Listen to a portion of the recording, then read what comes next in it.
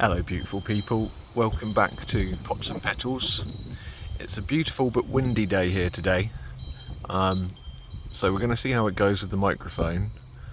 But today is May's plot tour, so I'm quite excited for this one. It was my first one last time, which was at the end of April. It's only been, 21, 22 days, and already there's so much going on. So yeah, let's take you back to the beginning of the plot. And let's see what has changed since my last video. So come on guys, let's get stuck in. Right, so let's start the tour at the front gate. That's where I normally park my car, so that's why that area is looking quite bare at the moment. I gave that a good trim. We're just letting this area grow really wild here for the bees and all the other insects. We've got some borage down here, which the bees absolutely love. It does seed all over the place, so you do have to keep an eye on it. But they're one of the most beneficial plants for the bees. And then at the back in here, I believe this is a teasel. So I'm going to let that grow. It's quite an amazing plant, really. It's got these pitchers where it stores water. So whether that's some form of mechanism to keep water, I'm not too sure. So that's the first time I've let a teasel grow, so I'm quite excited for that, even if it is a weed. So if we bring you onto the actual plot now, the poached eggplants have really taken off. They're full of bloom, look at them. The hoverflies absolutely love the poached eggplant, and they self-seed all over the place. So once you've got a few plants, you don't need to keep going out buying more. You will just find them dotting around all over the plot. Got some marigolds in there, and at the back there is a lupin that is just starting to flower. Oh, a bit too close, there you go. So I think that's a yellow lupin. And all of this sits just underneath the apple tree. So that's only been there for, I think it's its second year. We already had quite a few apples last year, so I'm hoping for a few more this year. And then just over here, this is where my compost bins are. I need to give them a good turn, really. I've got grass and sticky weed growing all out of them. And down here we've got the rhubarb. I gave that a really good pick the other day, so it's looking a little bit draggled, a little bare down there, but they'll soon start to grow again. Now in these beds, if you remember, this is where I planted the sweet corn a couple of weeks ago. So we have actually got some germination. I'll just bring you in. You can see this little guy down here. There are a few more, him, just over there. So the more I do look down here, there's another couple more. They are starting to sprout. Now you're probably thinking they're tiny, but I do find with my sweet corn, they do start to kick off once we start getting some heat. So we've got some more coming down, just down here. So I'll give it a couple more weeks and then I'll weed this bed, just so that I can see exactly where the sweet corn are coming from. So not much to see there. And then this final bed over here, that's going to be the tomatoes and the peppers. So down here we've actually got some growth. Oh, excuse the shadow. Down here we've got the dwarf French beans, which are all starting to pop up, which is lovely. I've never grown these before. I think previous years I've tried, but the slugs just absolutely decimated them. So I'm hopeful for this year. They're looking good. They're looking better than what they have done before. And we'll just have to see how they go. I do need to give these all a good watering today. It's been a while since we had some decent rain. And just across from them we've got some onions. I do need to get in here and give it a good weed, a good hoe. We've got some creeping thistle, some bindweed growing in there, so I need to get those out over the next couple of days. And up here, this is the parsnip that I showed you last time. Now I'm 6 foot and I reckon it's about half a foot taller than me, so 6.5 feet so far. I'm hoping that they're going to put on a little bit more growth. So if ever you need some structure in your garden, you might not normally think parsnips, but they do really give lots of nice green foliage, and soon we'll have some bright yellow flowers. They're the umbrella type plants, so they're great for the insects and the pollinators. So yeah, it's worth a try. And then just down there in the corner, we've got some more onions. They do get more sunlight as it passes over, so they'll be fine. And the tulips have well and truly gone over now. If anything, it's just mainly grass and scabious over there. So I need to get in there and really weed that out this summer. That's a job to do. Down here, this is our garlic bed this year. The ones on the left hand side have done really poor, and I didn't remember to label these guys up, so I really don't know which ones they are. However, I'll just remember to save bulbs from the right hand side, because as you can see they are a lot sturdier plants. Now these are only spring planted, so they've still got quite a while to thicken up, but you can definitely tell the difference between these little guys, these spindly little things, compared to these soldiers over here. I'll look back through my records to see if I can find out what varieties I've got. So we're on the other side of the parsnips now. We've just come down this path along here. And behind here, this is where we've got the alpine strawberries. Sorry, excuse the shadow. As you can see, they're full of flower. So I'm expecting a real bumper crop this year of the pine berries. So they're strawberries, just white, and they are absolutely delicious.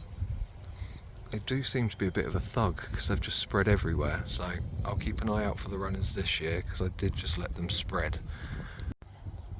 So we're behind the parsnips now. We've just travelled down this little path here. This is where the sweet corn is. French beans are behind here. And down here we've got the alpine strawberries. Now you're going to have to excuse the shadow, but these are absolutely laden with flowers. So I'm expecting a bumper crop this year of the pine berries. They're just like strawberries, but they're white and just a little tartar. They say it tastes like pineapple, but I wouldn't quite call it pineapple. And then just behind them we've got the allium starting to pop with the gooseberry bush. I did try to cover it up, but I need to think of a better way of netting that, because again, absolutely laden with berries, and the pigeons will get them before me. And whilst we're talking of gooseberries, let's just pan you around. That's the really tall parsnips. And just back here we've got the other gooseberry bush. So these are both normally not netted. I've got a fruit cage, so we do get plenty of gooseberries. So I do tend to let these go for the nature. And this is all underneath the pear tree. I think last time we were here this was still full of blossom, but we've actually got pears starting to grow. Let's see if we can take you in for a closer look. So if you can see all of these little pears here, now these will all form pears for us, and they will naturally just drop when there's too many. Apple trees, I find you do sometimes have to go around and pick some of the apples off, but this pear seems to do it naturally, and we always get hundreds of pears.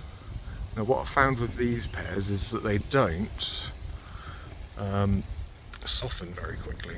They stay quite hard. So if you know any ways to ripen your pears, do let me know in the comments. Or whether do you get really hard pears for desserts? I'm not too sure how they work, so if you know, do let me know.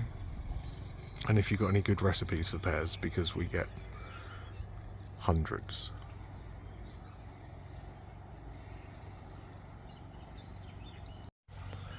And then just under the pear tree, we've got one of the little ponds. I'm going to be doing an update on the ponds for you guys soon, so keep an eye out for that. And we'll go into a little bit more detail of the 3 different ponds that I've got. But this is a beautiful place just to come and sit and unwind with the nature. And next to the strawberries, this is the carrot bed. I've gone through and weeded them. I am just letting them get on a little bit bigger before I go in and start thinning out the seedlings, and I do need to plug in some of the gaps, so I'll do that today when I give these a watering. And then in the next bed we have got radishes and spring onions, which are doing quite well. These beds do get a lot warmer quicker, so I am able to use these beds sooner than the ground. And then that triffid there, that is a feverfew. So that's self-seeded, and last year these beautiful white flowers just covered it. Didn't get quite as big, so I'm hoping for the same this year, but I don't know whether to try and find a new home for it.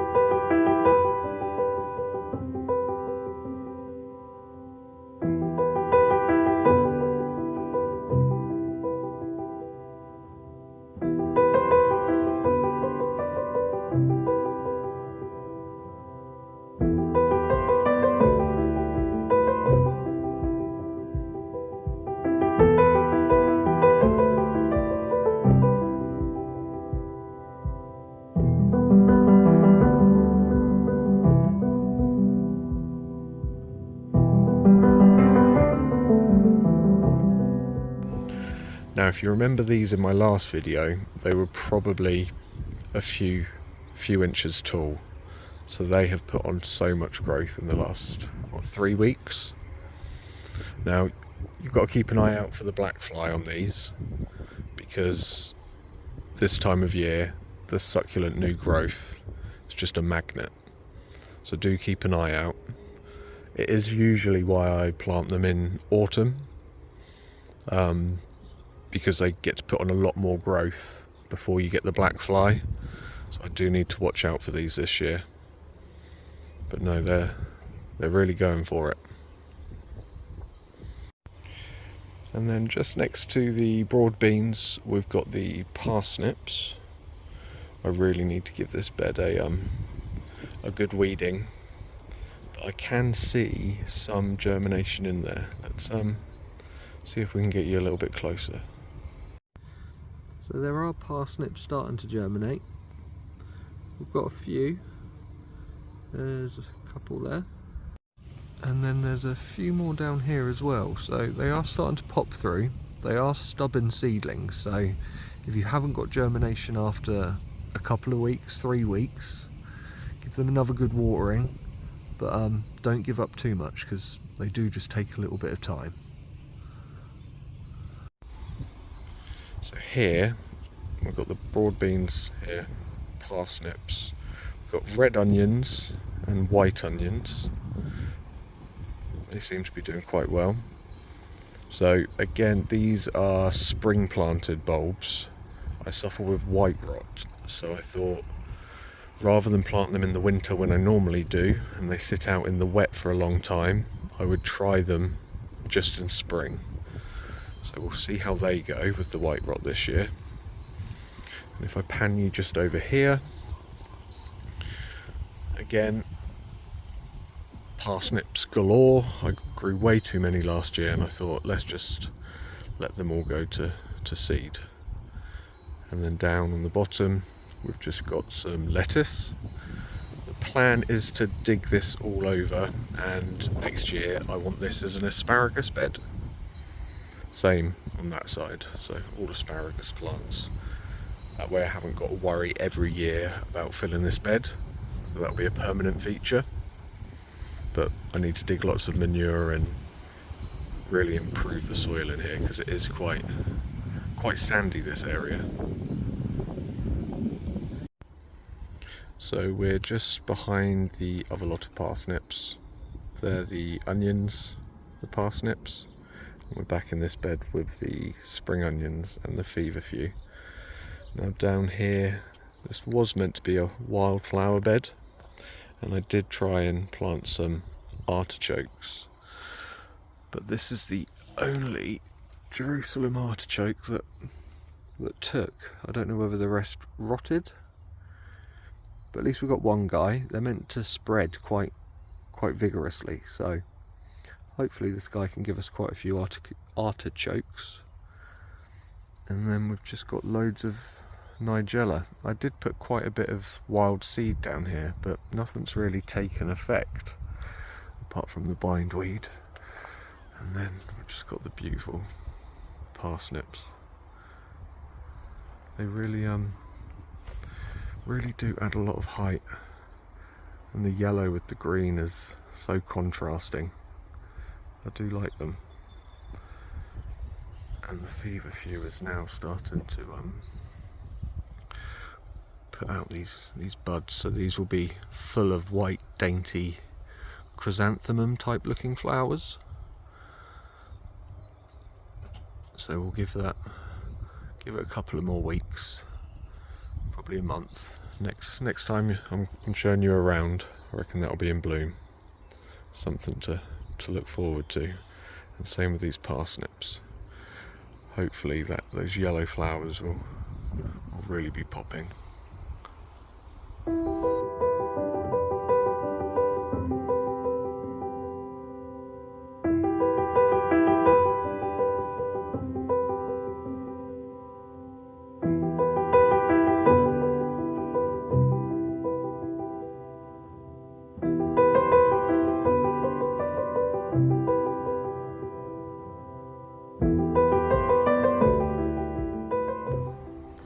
And so we're now towards the back of one of my plots. This is my little seating area here, and in the back there we've got all the red currants. We'll go and have a look at those in a moment. And in here we've got proper strawberries, so not the pine berries, but proper red strawberries. And then we've got a very disused greenhouse just here next to my shed. I do need to give that all a bit of a tidy up. And if we just pan you round in here, this is where I used to keep my chickens. And I need to think about what I want to do with this area moving forwards. The weeds are going to grow quite quickly, so whether we get a couple of trees in here, I don't know if there's enough sunlight. We'll certainly give it a go. That's a pear tree, and they do drop, so we do get wasps around here. But if you've got any good ideas of what I could do in quite a shady area, then please pop something in the comments. But that's something I need to think about. And then growing along this trellis, we've got a grape on this side closest to us here. That's a grape. And then over there, we've got a climbing rose. Woollerton House, David Austin. We'll go and have a look at the berries and the rose.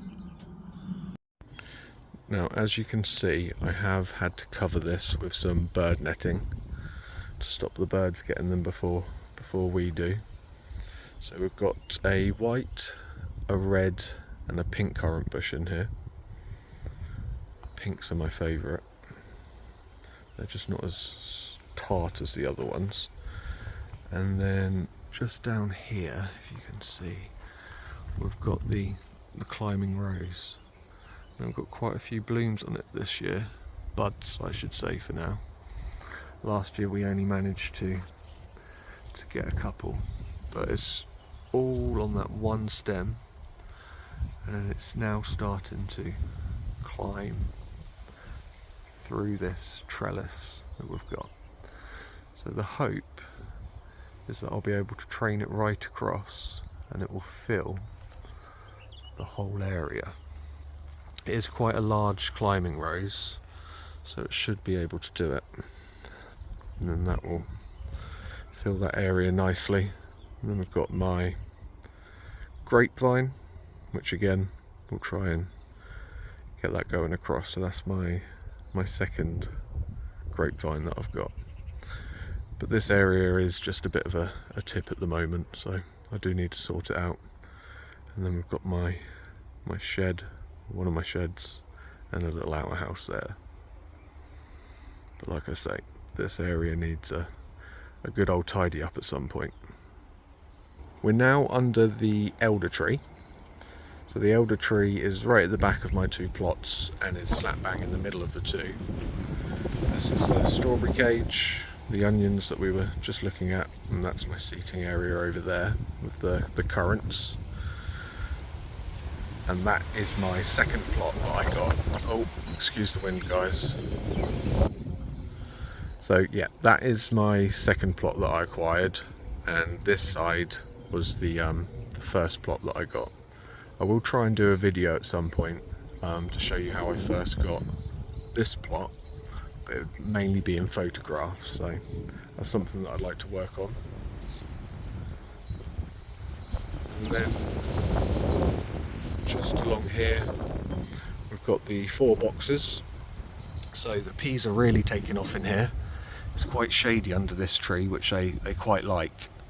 So I need to give these a water, but that won't be long before they're taking off up this trellis and sending out their flowers. This side didn't do too well. I have re-sown some pea seeds, but for some reason I haven't enjoyed it in there. And then in these last two, sorry about the shadow, let's just move out of the way. In here we've got some spring onions that are now starting to germinate just along there. And in this one we have got more beetroot. So these are all germinated quite well.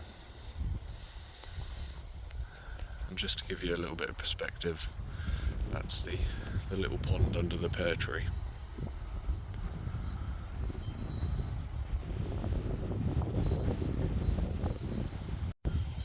So back under the elder, you can see along here we've got all the potatoes going. They're growing really nicely.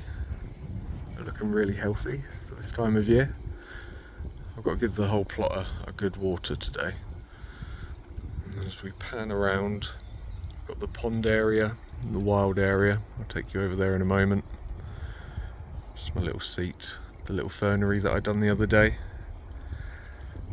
And then that's my other shed with the wilderness behind. Like I said in one of my videos, I think it was about the hostas and the cordyceps, I did say next year I need to really get in there and sort that out. I want to plant it up quite like a wild garden and some trees. So that's a project to plan over the summer. The pond is really coming into itself now. I've got the irises forming buds, so that won't be long before they're flowering. That's its first year. I'm going to be doing a pond update, pond tour I should say, because I've got 3 of them here. So we'll go into some more detail in that video, so keep an eye out for that if you're interested in pond and pond life. But we'll go back there and have a look at what we've got going on in the wild area. So just before we get into the wild area, the fernery is coming on really well. We've got a lot more new growth on this one.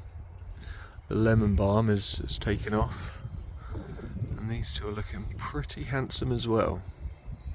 So I'm quite happy with this area, along with the bamboo, which is putting in lots of new shoots. And that's the wild area of the neighbours, which I don't mind. You get plenty of birds and lots of wildlife because of it. And then as we pan down here, still absolutely abundant with forget-me-nots. You can see the little thrift down there. We've got some alliums that are now starting to pop.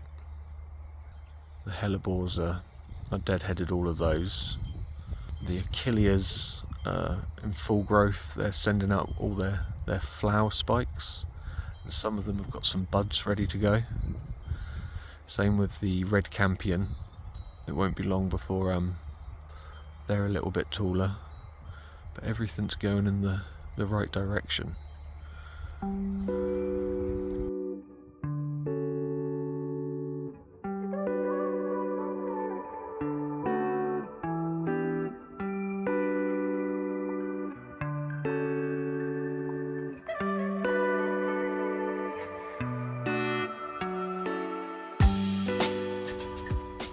These little lollipops, they're just so beautiful as they pop up above the rest of the green foliage. I do want to plant a lot more alliums in here over the autumn, and this is one of my favourites as well.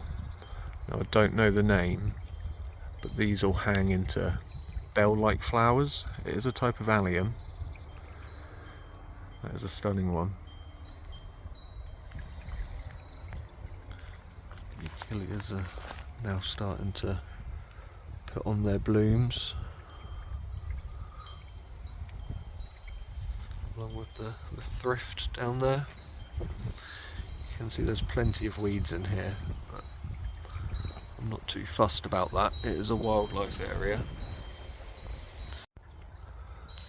This is the meadows rue that I brought the other day, well, a couple of weeks ago. That's now starting to flower. I love the featheriness of these little flowers that they've got. Another allium over here. Brunera, Frosty Jack. Now these are the seeds of snakehead fritillaries, so I want them to self-seed everywhere. Now I can't remember for the life of me what this is, so once it flowers I'll be able to let you know. It begins with a H. I'm really not too sure, but these are beautiful. I didn't think that it was a perennial,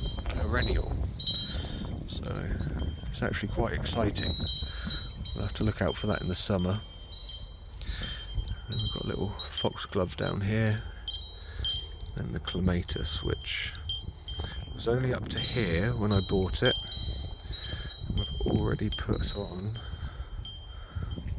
all of this growth, so that really is starting to kick off. We've got the cordlin and the hosta in the back.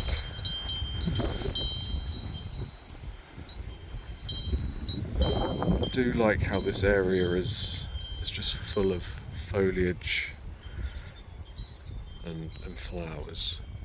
I don't like to see the soil.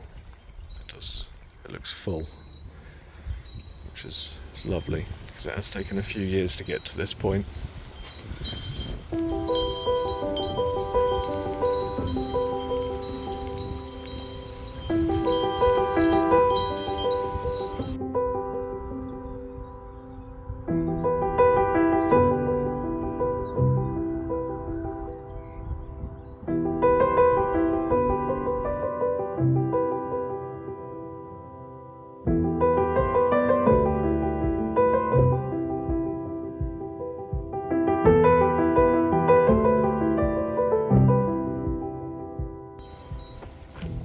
So that's the ponds and the wildlife area.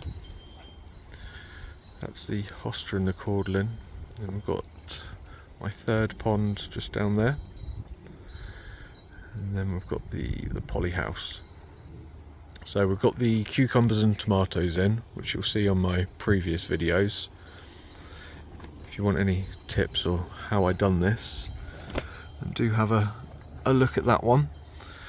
We've still got the peppers and some outdoor tomatoes to go out,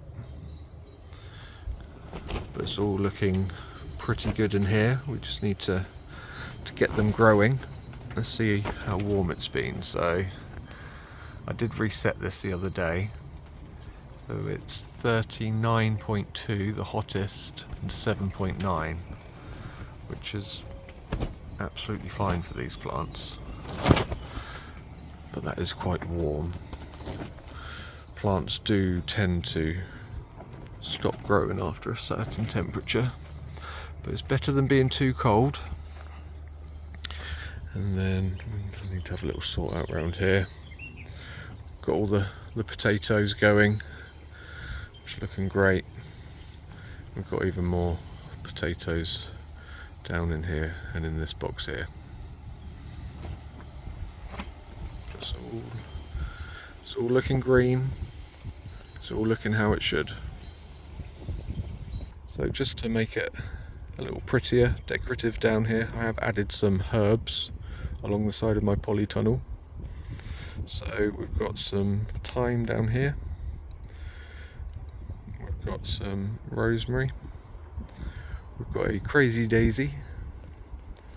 We've got oregano, some more oregano, and another rosemary plant with some achillea down at the bottom. So it's just to break up the stones. I will pop something into that little pot there, and we might try and add some more in throughout the summer. And then just down here we've got two beds, which, other than the dahlia, which I think last time there was just one tiny little shoot coming out, we've now got quite a few.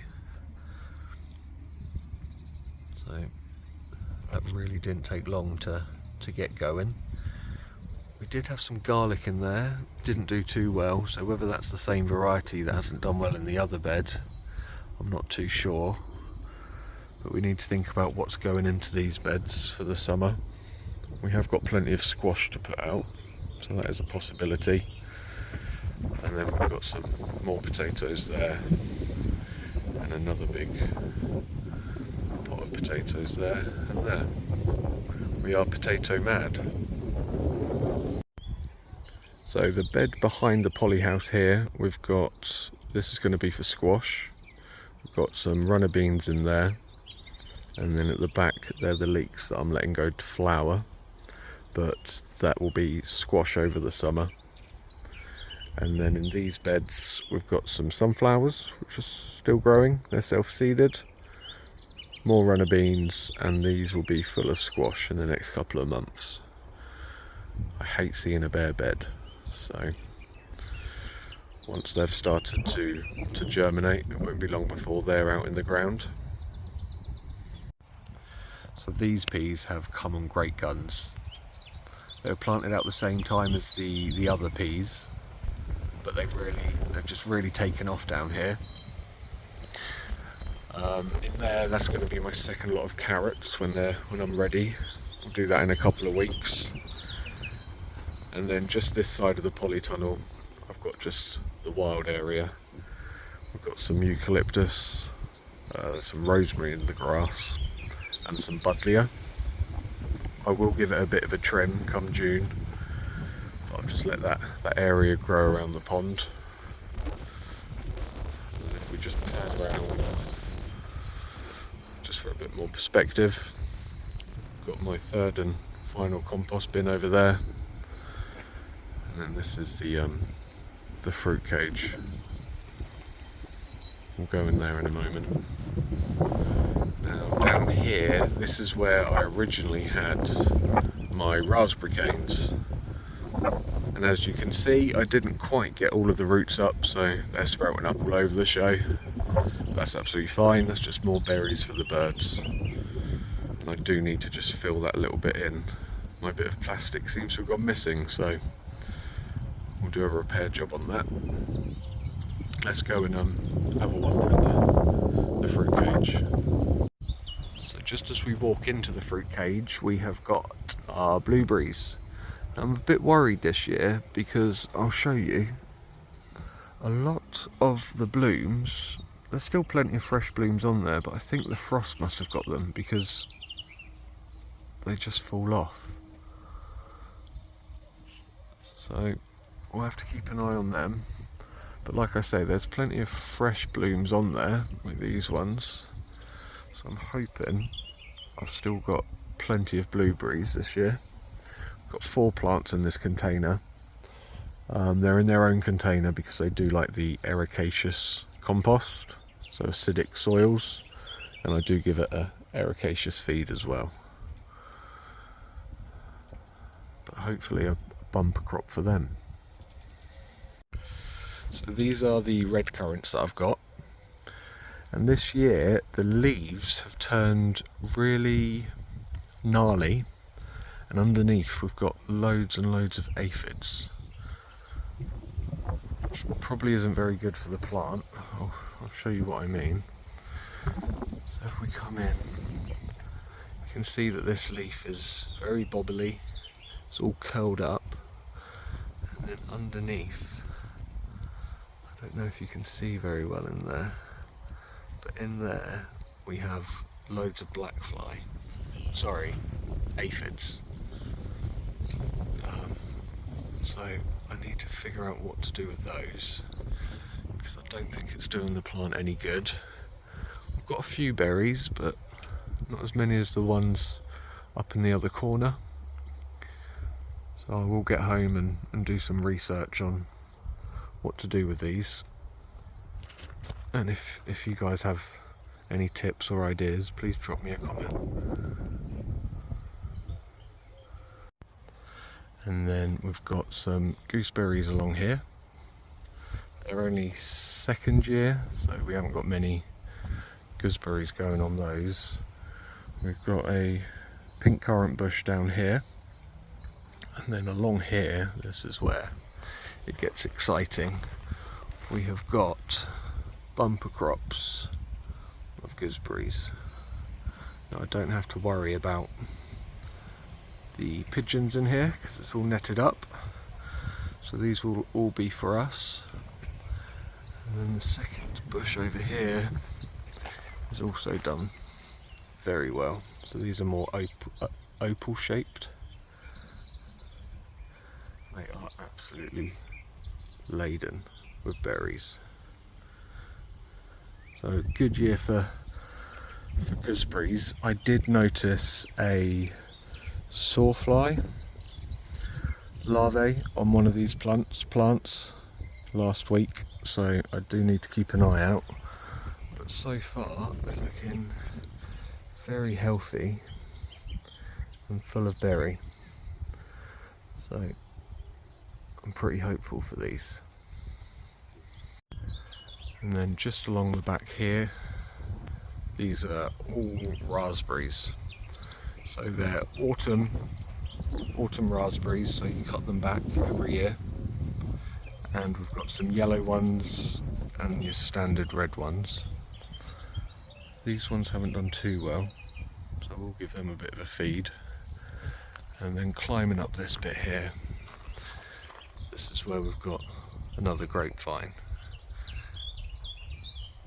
Now we've got too many vines coming off this, so I do need to prune it properly, but I don't think this is the correct time of year to be doing that. So we'll just let that run this year and see if we get any grapes. I haven't had any grapes yet, so it'll be exciting if we do. And then at the back there you can just see a little geum popping through the grass. But yeah, it's looking a lot more full than last year, because last year was its first year in growth. So it's going to be an exciting one this year. And I guess the final part of the plot next to the fruit cage here is the other garden area. So the poached eggplant you can see, and the forget-me-nots. We've got borage at the back there. This is a crocosmia. We've got 1, 2, 3 crocosmia there. Bright yellow trumpet flowers. They really like it here. Not a native plant, but very attractive. We've got a self-seeded parsnip. I know you're probably thinking, that ain't self-seeded, you put it there. But that is self-seeded. We've got some dahlias popping up. So we've got that one there. Got another one just at the back there, next to the lupin, which is now starting to put up the flower spike. The poached eggplant is everywhere.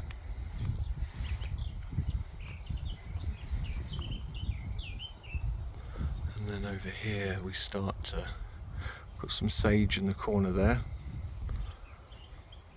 and then we start coming into the nigella forest. So all these frondsy plants, these are the nigellas, and they're now starting to bud up, so it won't be long before they're in flower.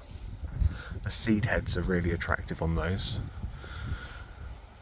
We've got the lavender, which again is now starting to form the little flower heads. These are just little munstered. We've got some little chives down here in flower. We'll let them self-seed. They're just another type of allium that we eat. And I believe that's a catmint. I've really got to split this. It's just taken over.